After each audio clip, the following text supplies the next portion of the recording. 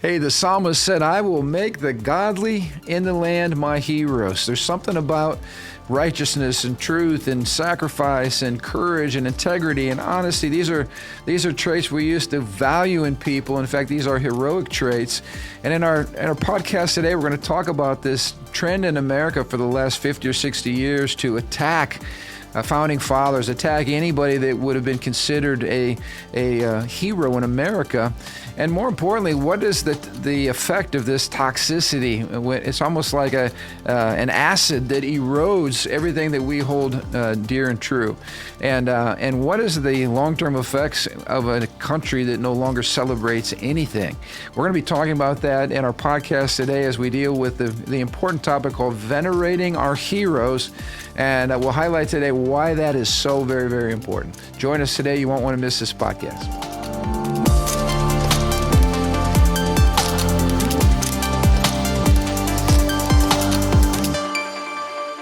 Hey, welcome to the Ron Johnson Discipleship Podcast. Hey, you're in for a treat today. We've got a great topic this morning as we continue to work through Eric Metaxas's great book called Republic If You Can Keep It, or If You Can Keep It's the name of the book. But we've been enjoying some really great discussion. And today we're talking about the role or the cultural value, I guess, in venerating heroes. And even in saying this topic today, we realize how far downstream we are. I don't know about you, but did you have any heroes growing up? Were there any people that popped into your mind that were like people you really looked up to and celebrated and inspired you? We're talking about like cultural heroes. Now, I mean, obviously we have personal heroes. Yeah, but I want to know, you got personal heroes? Yeah, I got personal hero. My parents, people in my life was pouring into me. Spiritual leaders would pour into me. I think hopefully we all have some type of personal heroes in hopefully our parents. But in terms of cultural heroes, there really hasn't been that many because we are in the business. We live in the world business of breaking down heroes, right? Yeah. If you got a hero, we're gonna somehow deconstruct this person and tell them why they shouldn't be heroes. Well, even our movies and things like that, you see the rise of like the anti-hero, the kind of bad, dark person that is on the edge, and you're not sure whether they should be celebrated or hated. Right. Or normally it's somebody that is on the edge that is celebrated for being on the edge instead of being kind of a clear beacon of truth or morality or virtue or whatever. But I'm like you. My dad was a big hero in my life. Obviously, dad and mom. I had, we both shared our love for Michael Jordan. I still argue with my son that he is the GOAT. No questions asked. Do I need to talk to your son? Yes, is that Johnny? Yeah. Oh Johnny, my gosh. He's there with me on most of it, but he's a little weak when it comes to Michael. And that's a whole other topic we will not get into. So, but you remember those days when you're watching TV and the Bulls were on and every single game was exciting, and you knew if Michael had the ball and we were looking to score the go-ahead bucket, something very exciting was going to happen, and you just knew this guy was going to come through. Obviously I wasn't even like a Chicago native or Chicago area native, but I mean I loved Michael Jordan because he provided someone who broke through, who came through. Obviously, he's got things in his life that we probably don't necessarily agree with, but that's not the point. The point was these sports hero brought a certain value that we could all come behind and said, hey, you know what? As a nation, as a culture, we admire people who works hard. He's a hard worker who focused, who didn't give up, who sacrificed, and he broke through. We're not venerating everything he brings to the table, but these specific values we can unite as a nation to say, yeah, that's good. Yeah, and the point Metaxas is making, as you pointed out, is that we're living in a day where it's almost like the toxicity of our culture causes anybody who is venerated for anything to be like melted down. Like we're always looking for dirt. We're looking to push them off the pedestal. And so what's the connection Metaxas is making between keeping the Republic, which is what the book's about, and venerating heroes? Like how do those things go together? What's this point? Well, if you listen to our last week's podcast, which I highly recommend, we talk about George Whitefield. and how George Whitefield was very much an American hero, even though he's from England, Yeah. who came in and basically his message caused the colonies to unite in a powerful way, Yeah. right? Again, for a nation to be great, unity is so important. Unity in message, unity in theology or worldview to a certain degree. That's kind of what Whitefield brought. But what heroes do is it kind of brings the nations together, uniting us on some common virtues to say, yes, together we celebrate this virtue. Because can you imagine, we're divided because one person says, hardworking is great, and someone else says, hardworking is bad, we shouldn't be hardworking. That's just a very simple example, but with a nation that's divided on virtues, that nation cannot stand. Yeah. And I think back, it wasn't that many years ago when we at least had a consensus on our founding fathers. Everybody that's in Washington, D.C., that has a monument dedicated to them, like George Washington and Abraham Lincoln, Thomas Jefferson. I mean, these were American icons and heroes. Nobody had any problem with these folks, or if you did, you were a tiny little fringe minority. These were people that we read about in our history lessons as kids growing up. Yep.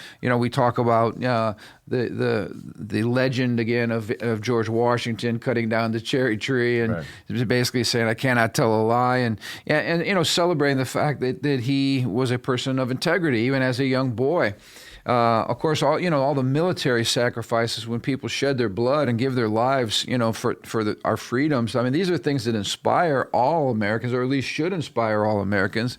But this whole veneration of heroes has fallen into a disrepute. It's just we either don't agree that we should celebrate anybody, or we can't find a common person to celebrate because we're all so separated right now. Yeah, and I think that's a major problem because there are some heroes venerated by the progressive left, to which I would pick.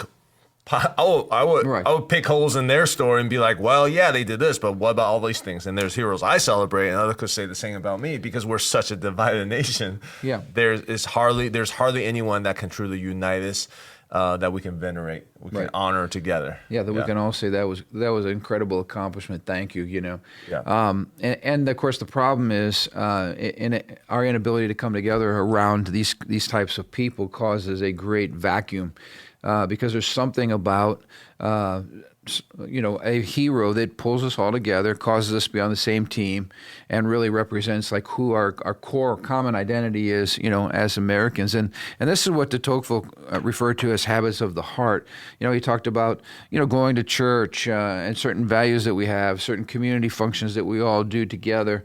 And he was saying one of those habits of the heart, they all, of course, work together and reinforce each other, but one of them is the fact that we sing songs about heroes and so forth. Now, you and I were talking about this. The Bible, once again, in the Christian worldview, provides a healthy balance between a blind veneration, of somebody, putting them on a pedestal so high that it's really not realistic, and also the kind of the cynical, negative, toxic environment we have today, where everybody is put under a microscope and absolutely attacked and destroyed if there's any imperfection. How does a Christian worldview keep those things in a healthy tension? I think the one of the major problem with the divisiveness, even in our hero, is because we live in a fatalistic culture. When I say that, I mean that we live in a very skeptical. There's no truth. There's no God. There's no ultimate reality, right? Well, and if there's no truth, there's no virtue. And if there's no virtue, what are we celebrating in the first place, and why? In that case, whoever you propped up as a hero is simply something to advocate your agenda. Right. It's not a transcendent cause or transcendent virtue, because that transcendent virtue comes from ultimate reality, which comes from God.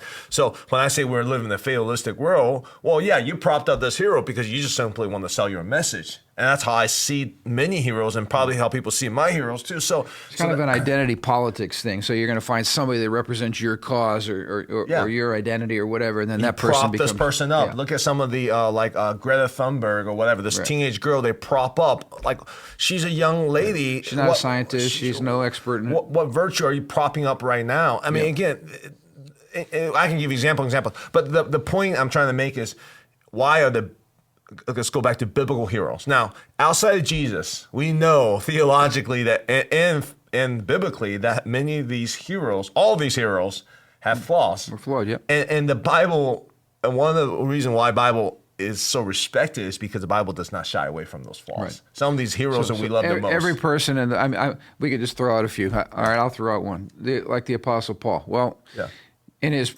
previous role as Saul, he was killing Christians and separating families and hauling people off to jail, all under the name of religion. Right. And now, we look at the radical conversion that he had and the sacrifices that he made and the turnaround that God brought in his life. And, as Christians, you say, hey, the Apostle Paul's got to be right up there in the top 5 of biblical heroes, right? But even after his conversion, he's arguing with Barnabas. He shared openly about his struggles, his thorn in his side. Yep. I mean, again, this wasn't like a perfect, strong Superman. This was a normal guy who trying called to do his himself best. the greatest of sinners. Even later in his life. Not that he was practicing, but he was aware of the wickedness that still was hidden in his own heart. Well, I mean, even Peter. I mean, obviously the issues before Christ died and resurrected, but after Paul. I mean, after the resurrection, some of the struggles he had that Paul talked about in his letters. So, I mean, then we talk about the patriarchs, Abraham, David, Solomon, Job. All these guys have great virtues that we should emulate, but they have transparent weakness. Well, what I love in the Bible is when David actually composed a funeral song for Saul and Jonathan, which is similar to what Metaxas talks about in his book about the Midnight Ride of Paul Revere, which we'll get into that in just a moment. But this sounds very Paul Revere-ish here. It's known as the Song of the Bow. And it says this: your pride and joy, O Israel, lies dead on the hills. Oh, how the mighty heroes have fallen. Don't announce the news in Gath. Don't proclaim it in the streets of Ashkelon. Or the daughters of the Philistines will rejoice, and the pagans will laugh in triumph. O mountains of Gilboa, let there be no dew or rain upon you, nor fruitful fields producing offerings of grain. He says, for there the shield of the mighty heroes was defiled. The shield of Saul will no longer be anointed with oil. The bow of Jonathan was powerful, and the sword of Saul did its mighty work. They shed the blood of their enemies and pierced the bodies of mighty heroes. How beloved and gracious were Saul and Jonathan. They were together in life and death. They were swifter than eagles, stronger than lions. O women of Israel, weep for Saul, for he dressed you in luxurious scarlet clothing and garments decorated with gold. He said, oh, how the mighty heroes have fallen in battle. Jonathan lies dead on the hills. How I weep for you, my brother Jonathan. How much I loved you. And your love for me was deep, deeper than the love of women.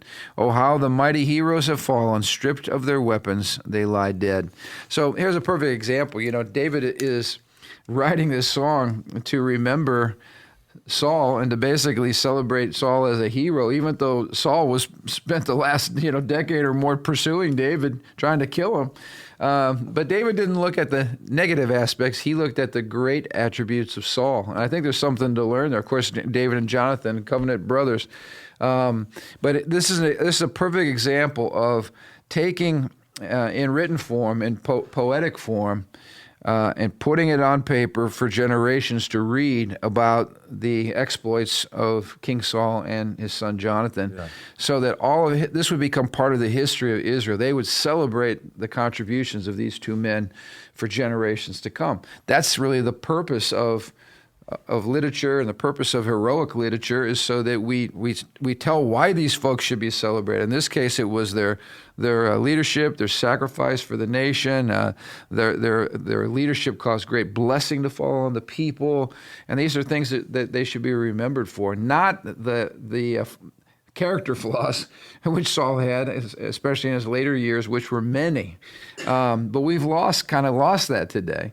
And I think that's what Eric Metaxas is drawing attention to. He says this, and I'm quoting him, but just as we seem in the last 50 years to have misunderstood or forgotten entirely the role that faith and virtue have in our republic, so we seem also to have abandoned the vital tradition of venerating heroes. And he goes on to say, if we are to keep the republic, we must again seriously consider this absolutely vital tradition. Now, he goes back and he pinpoints the 1960s as kind of a turning point, where the whole question authority, it was a massive kind of uprising against Western civilization. And it really marks a period from the 60s on, at least in his mind, where we stopped celebrating heroes. We stopped rehearsing some of the things that Americans had been kind of tutored on for years and years and years. And he says, roughly here, since the 1960s, public expression of the heroic, whether in stories or other artworks, have effectively disappeared. America decided that it made more sense to be suspicious of heroes than to venerate them. This is a problem today because he goes on to say, last quote here, denigrating heroes or simply failing to venerate them has a cynical and toxic effect on the younger generation. And we now have had 50 years in which we have neglected this habit of the heart, so vital to our free way of life. So, again, you look at young people today, the people that they're venerating might be rap stars, might be, usually it's a Hollywood person. Pop culture people. Yeah, pop culture. Yeah. And so what is it that we celebrate?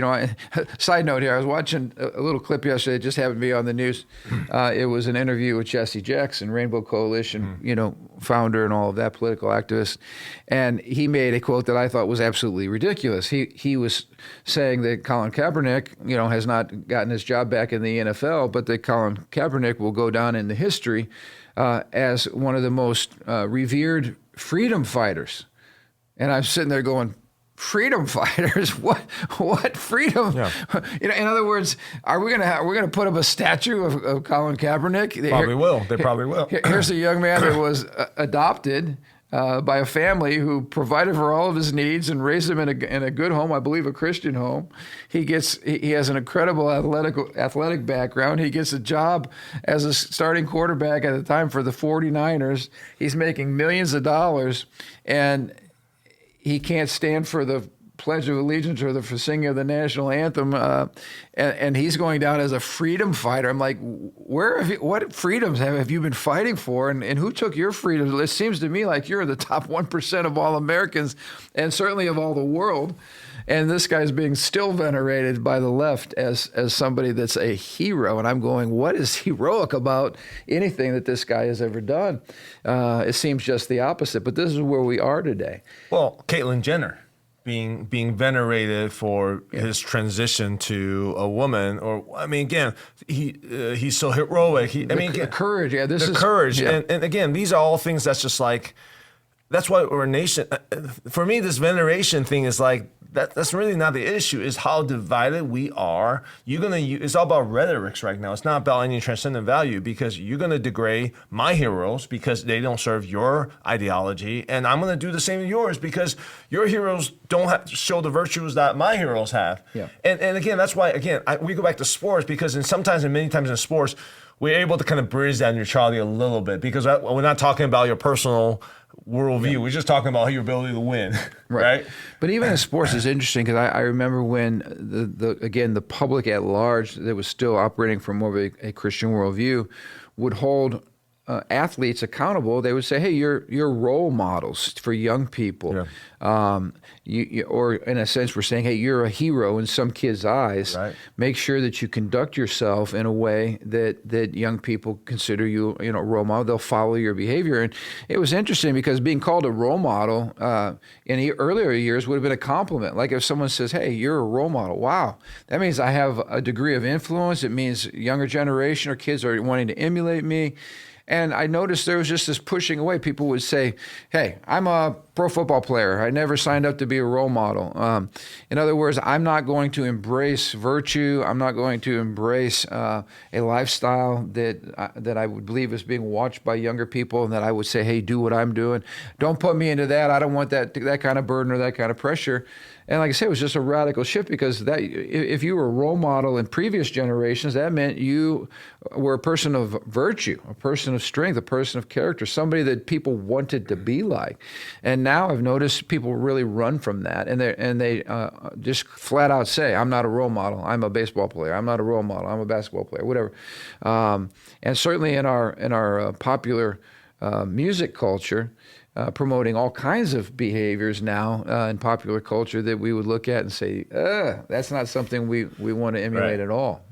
Well, we went from being a role model as something that's like an honor to, hey, you know what? I don't want to be a role model because I don't want a responsibility of that. To parents saying, I'm glad these guys say they don't want to be role model because I don't want my kids emulating after them. So please put a badge up that says, do not try this at home. Don't do this. You know, that's really where our culture has gone. Yeah. So, I mean, again, like, I think these guys these pop culture icons are not, they don't feel the responsibility or obligation but it's to act a certain way. In fact, the ones who says emulate me, they're the scariest at this point because they're saying, "Hey, kids, you guys should." They're the ones overtly trying to send a message. To me, the most neutral pop culture icons to me are the ones who's like, "Hey, you know, this is just what I do in my private. Kids, don't do this at home." I respect them more than the one who's like, "Oh, kids, you need to do this, and this, and this." I'm like, "Oh my God, they're pushing ideology." But we compare this to the biblical standard where the Apostle Paul says, "Follow me as I follow Christ." Oh, we have fallen so far from any of those things. Yeah, of course, he was saying the standard, the hero, the hero of heaven, right. Is Jesus Christ. He is technically the only true hero that's not a flawed hero, as you mentioned. But we at least used to say that was the plumb line. Let's be like Christ. Or you'd hear parents say, you know, do as I say, not as I do. At least they recognized that there was a standard. Mm-hmm. They were not living up to the standard, but at least there was a standard. Of course, you highlighted when you throw away the standard, when there is no transcendent truth, you have nothing to judge even the term hero with. I mean, heroes, whatever you want, whatever you make it up to. We live in a fatalistic world. But again, I think the encouragement to our people is there's a vacuum for hero in our culture. Now, I'm not saying we're all going to be Michael Jordans or we're all going to be Oprahs or we're going to have that platform, okay? But when there's why is there such a, well, at least it used to be such a longing for superhero movies? It's because we don't have real heroes. Yeah. So we're going to create fake heroes. But then I think you're exactly right, which is why I hate those movies, because I'm like, what are they fighting for? And then someone would say, they're out to save the world. I'm like, that is just so nebulous. There's nothing that moves me about that. Like, save my country, yes. Save the cosmos, no. I'll argue all day because those superhero movies, those cinema fiction is what moves the world, is what moves the culture. You can dismiss it all day, but that's what changes our culture, right? So I'd rather influence that and use that to change our culture. Anyway, my point is there's a vacuum. So it's interesting because they make these fake heroes, but then they start to tear these fake heroes down too, because that's the corrosive nature of our culture. But my point is this: there is such a longing and a vacuum for heroes. So guess what? Be a hero. Yeah. Be a hero, maybe not a cultural hero because you don't have a platform, but be a personal hero to those around you. Work hard, be faithful, love people, love God, and there's a vacuum and people will be drawn to you because there's no heroes left. I'm rereading John Eldredge's book right now. Which one?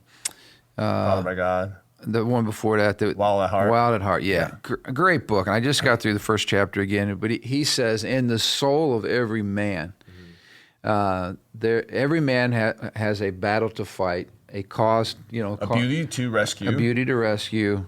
He has three things he said was in the dragon to slay, or a battle fight, a beauty to rescue. Look at you. And I'm what was impressed. The last one? I read this yesterday and I can't remember it. But the point is this: you look at every adventure to. I think it's adventure to. Yeah.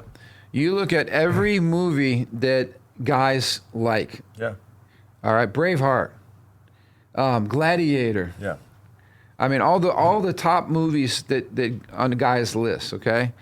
Every single one of those captures that. In other words, we want a cause to give our lives for. We want to fight for the girl, We want to win her heart. We want an adventure. All of this, I think, is the way God made us as men. And when we don't have those types of real challenges, we try to win, Call of Duty wars and fake battles. We fake planet we go to save. Fake planet savers. It's just sad because there's nothing. What it's saying is there's really nothing in life for people to fight for or to lay their lives down for.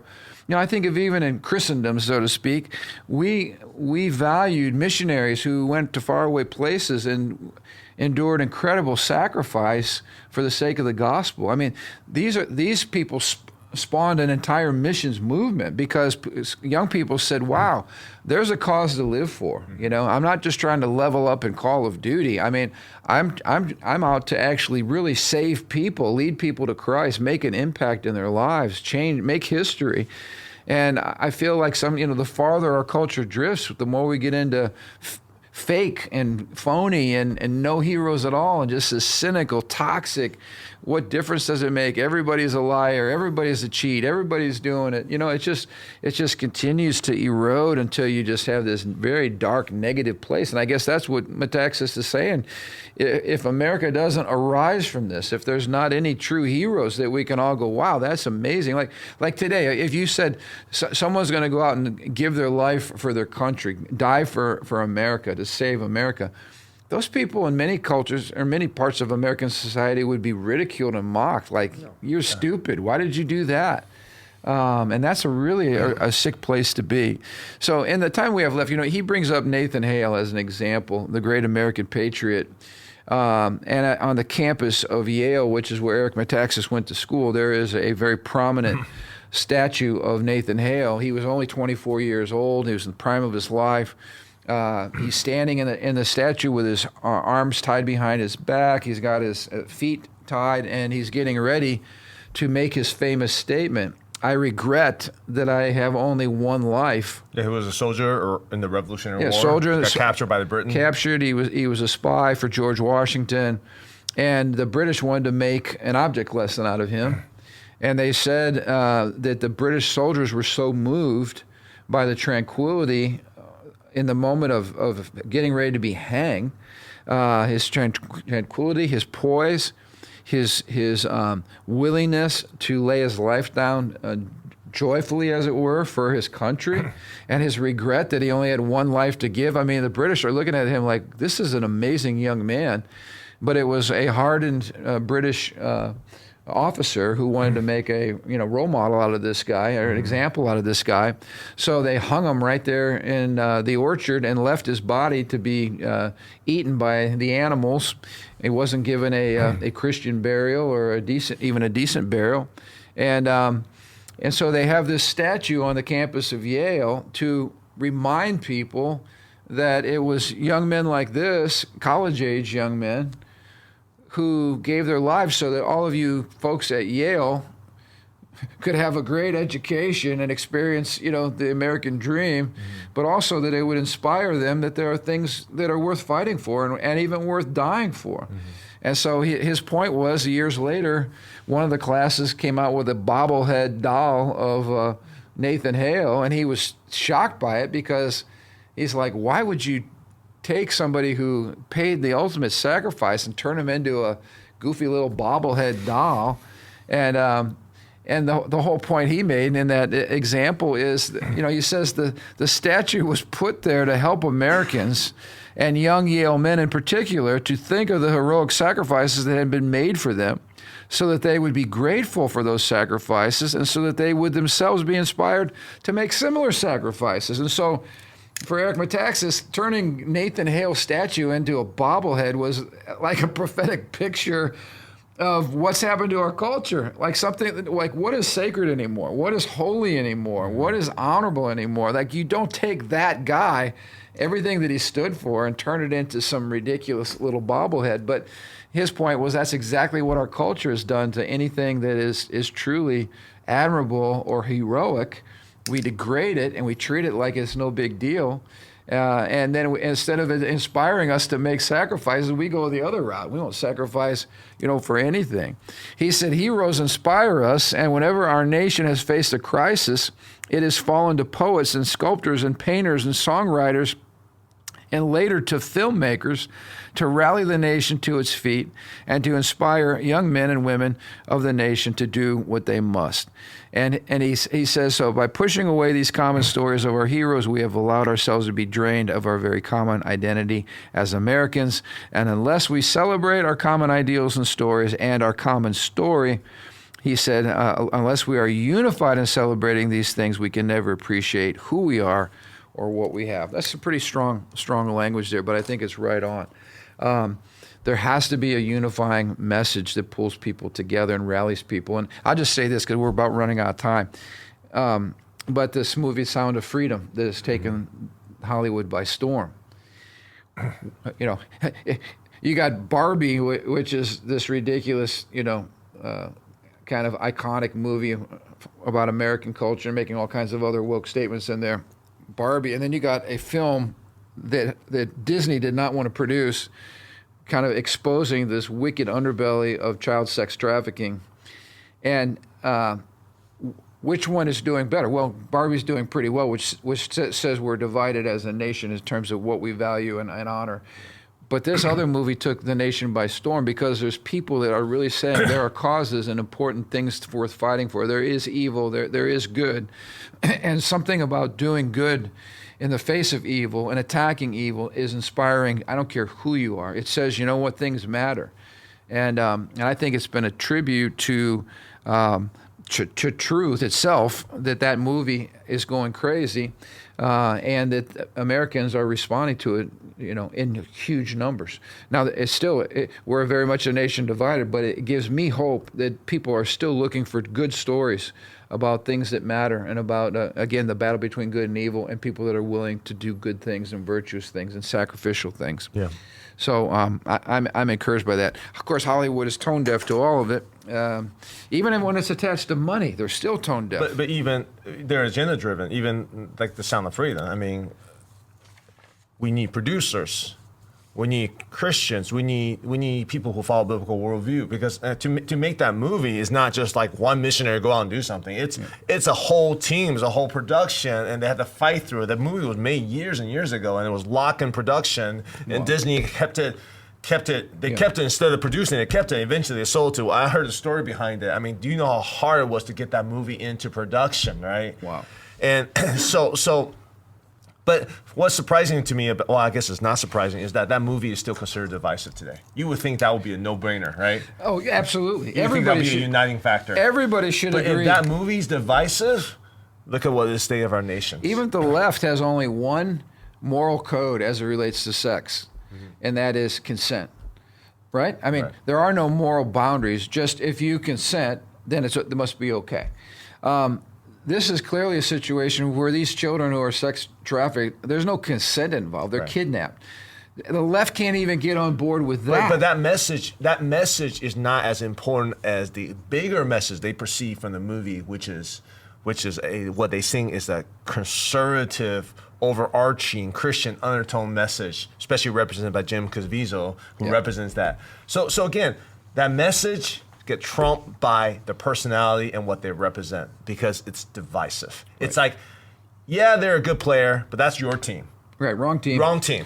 If it was our message with our player, it'd be. Yeah, and if it's our player and he's a terrible person, we're still going to promote them because he's on our team. Yep. This is bias on the highest level. Yep. And it's bigotry on the highest level. And that's where we are in America today. Well, I wanted to read just a couple more great verses because we need godly heroes in the land and we need to tell their stories. And let me just give this as a plug. Our very own Matthew McCaig is helping produce a sermon series that we're coming out with at Living Stones called Tell Me Some Stories, because we know the power of storytelling. And Matt's a great storyteller, and we're going to be highlighting the testimonies of a lot of our church family at Living Stones. These are testimonies of transformation that should inspire people, number one, to believe God for transformation in their own lives, but number two, to see courageous people who have walked through some difficult times and came out on the other side. These are the true heroes in the land. I love what the psalmist says. He said, I will make the godly of the land my heroes and invite them to my home. I love that. Not only make them your hero, but hey, you're going to come to my house. I want to have a relationship with you.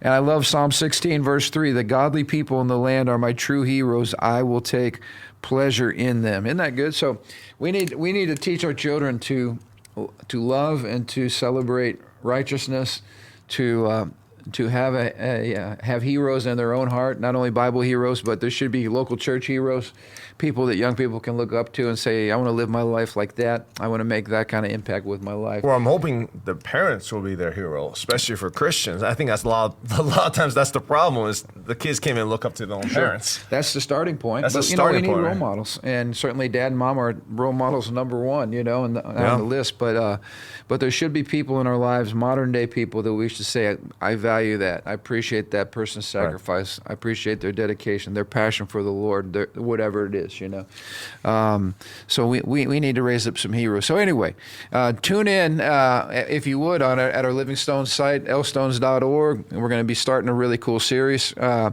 fact, when you hear this podcast, we will have already started that series. So please reference that if you're not able to worship with us on Sunday. But how about this? We're called to be heroes. So be a hero in somebody's life. If you're a dad, be a hero to your kids. If you're a husband, be a hero to your wife. In the workplace, be somebody that people look up to.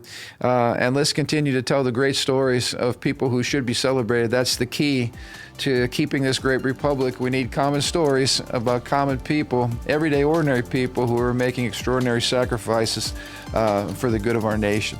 So thank you so much for tuning in today. Share this podcast far and wide. We look forward to being with you next week.